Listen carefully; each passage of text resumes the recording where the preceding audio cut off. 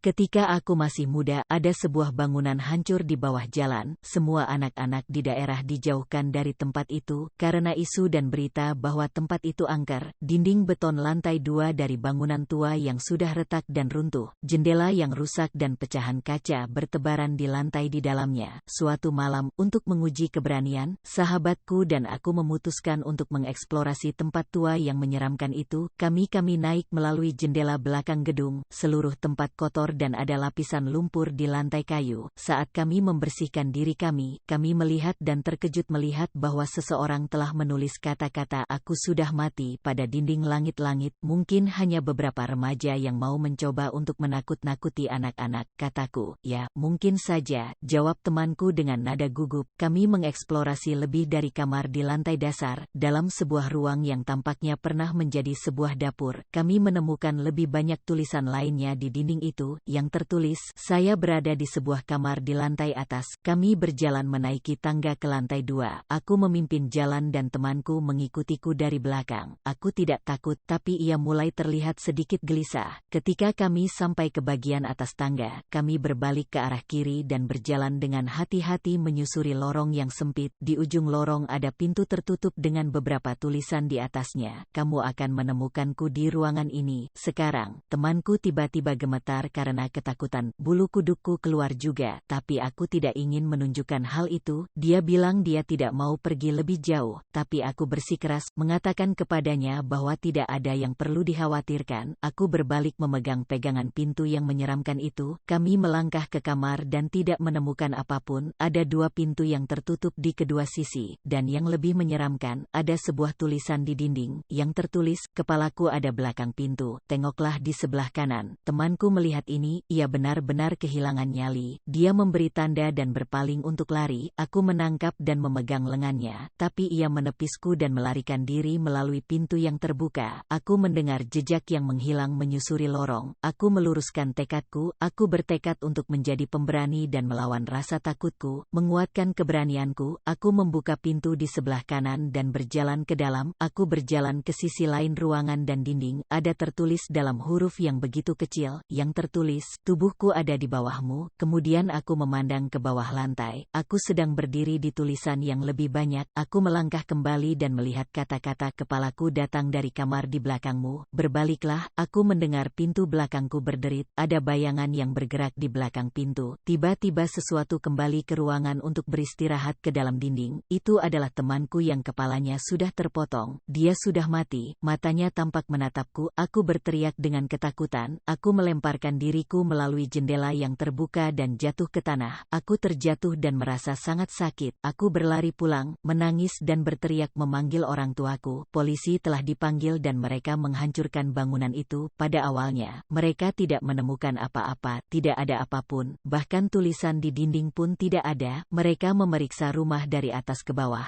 tetapi tidak menemukan jejak temanku. Kemudian mereka ke atas lantai. Tubuhnya tergeletak di bawah, tapi mereka tidak pernah menemukan kepalanya.